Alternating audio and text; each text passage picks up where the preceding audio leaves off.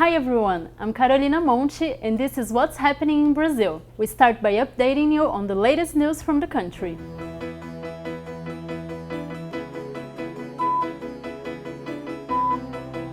Research showed that 56% of Brazilians are against amnesty for those involved in the January 8 coup attempt. Data also revealed a slight change in the scenario compared to last year's survey, in which 63% were against amnesty.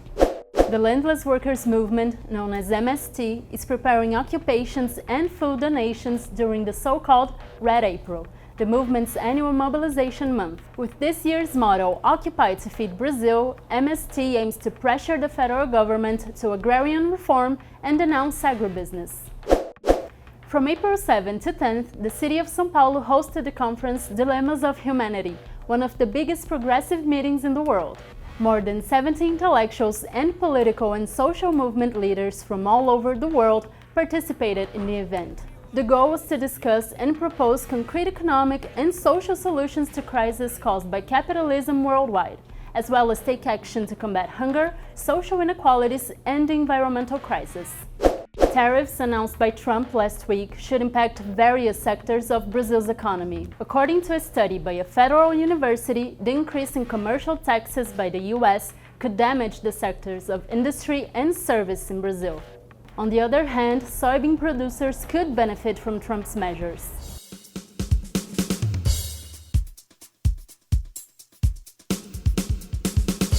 In 2023, Brazil registered a record reduction in the number of people facing food insecurity. Despite the drop from 33 million to 8.7 million people in this condition, there are still a lot of people who don't have enough to eat. Among its efforts to solve the problem, the federal government has launched another national food security plan. The goal of the third National Food and Nutrition Security Plan is a bold one: to take Brazil off the map of hunger by 2026. In 2023, there was a record reduction from 33 million to 8.7 million people facing severe food insecurity in Brazil.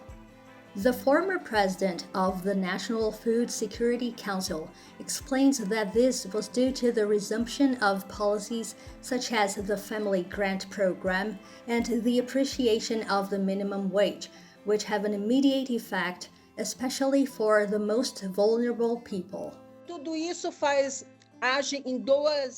All of this has at least two main strands.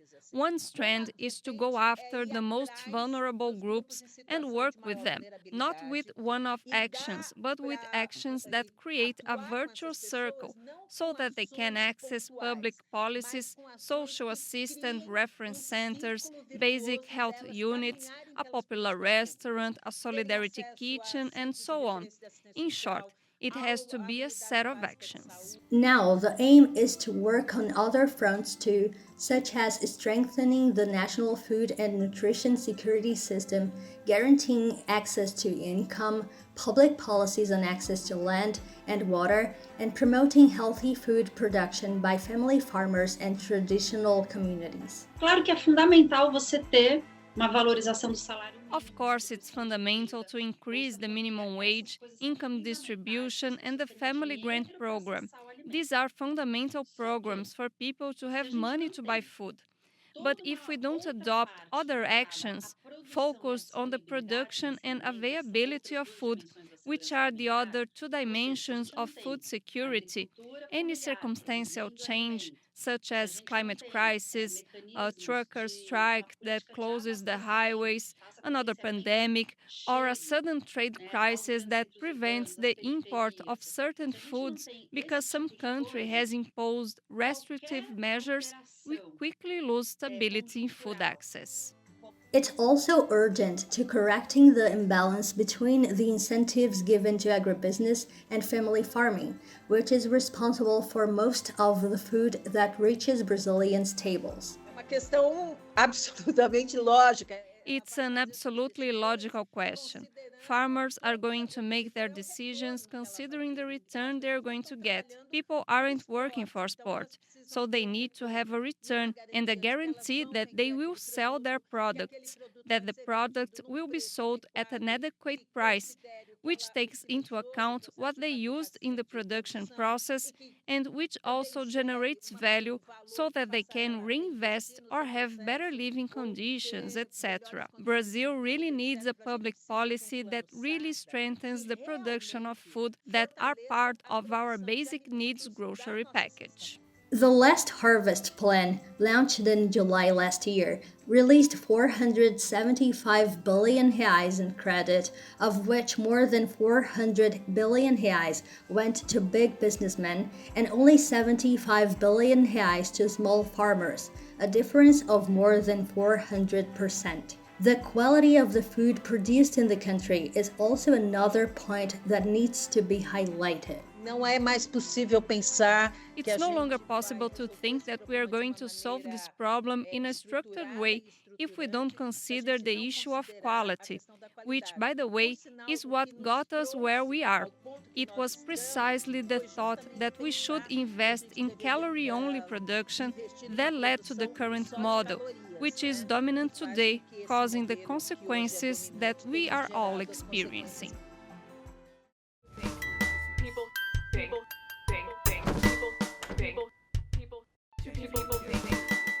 One of the main works in the city of Belém, Pará's capital, in preparation for the COP30 is the controversial decision to use artificial trees in the city. The situation is just another episode of the fight Belém's residents have been facing, in addition to environmental racism and the lack of a project suitable for the Amazonian metropolis.